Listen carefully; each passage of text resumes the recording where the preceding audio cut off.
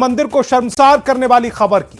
रोहतास से एक ऐसी खबर आई है जिसने शिक्षा के मंदिर को शर्मसार कर दिया। जहां बच्चों के हाथों में कलम और किताब होनी चाहिए थी, वहां खून से सना मांस बरामद हुआ है। मामले में 5 शिक्षकों को निलंबित कर दिया गया है। पहले एक रिपोर्ट, फिर उसके बाद इस खबर को विस्तार से समझाएंगे। कलम के घर, मांस का ढेर। मास्टर साहब भाई गाय का मांस स्कूल में बनवा रहे हैं। गुरुओं ने किया ये कैसा अंधे? ये हेडमास्टर साहब है, इनका नाम अख्तर अंसारी है।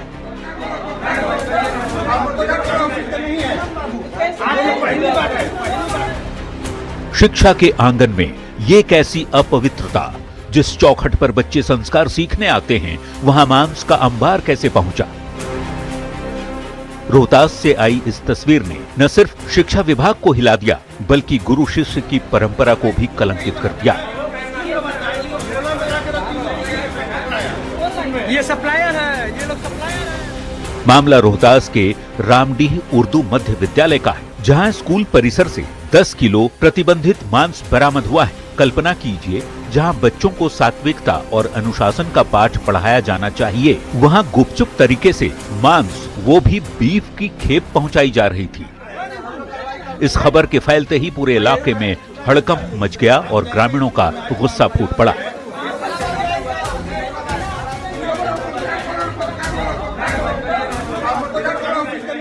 ग्रामीणों ने पुलिस को सूचना दी। सूचना मिलते ही डीएम उदिता सिंह और एसपी रोशन कुमार दल बल के साथ मौके पर पहुंचे। वहां से 2 महिला शिक्षिका सहित 5 शिक्षकों को हिरासत में लिया गया और ग्रामीणों को आश्वासन दिया कि शिक्षा का अपमान करने वालों के साथ कार्रवाई जरूर होगी।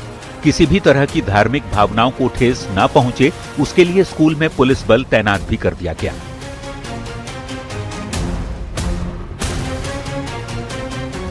वहीं न्यूज 18 ने जब इस खबर को प्रमुखता से दिखाई, तब मामला शिक्षा विभाग की दहलीज तक पहुंचा तो कार्रवाई की गाज गिरनी भी तय थी। विभाग ने इसे घोर अनुशासनहीनता मानते हुए डीईओ मदन राय ने स्कूल के 5 शिक्षकों को तत्काल प्रभाव से निलंबित कर दिया है। लेकिन सवाल ये है कि क्या सिर्फ निलंबन ही काफी है? इन शिक्षकों की इस अशिक्षित करतूत की सजा सिर्फ निलंबन है? कौन लाया है?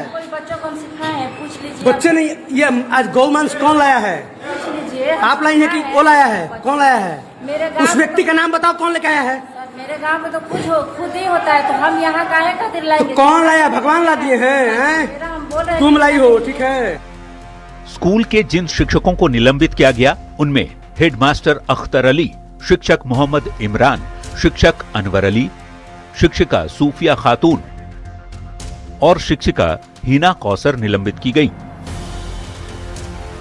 स्कूल कोई पिकनिक स्पॉट या रसोई घर नहीं, बल्कि समाज की चेतना का केंद्र होता है। स्कूल में मांस लाना सिर्फ एक प्रशासनिक चूक नहीं, बल्कि उस शिक्षा के मंदिर का अपमान है जिसे हम पूजते हैं। जब गुरु ही मर्यादा की लक्ष्मण रेखा लांघने लगे, तो मासूम छात्रों के भविष्य पर सवाल खड़ा होना लाजमी है। न्यूज 18 के लिए सासाराम से अजित कुमार की रिपोर्ट।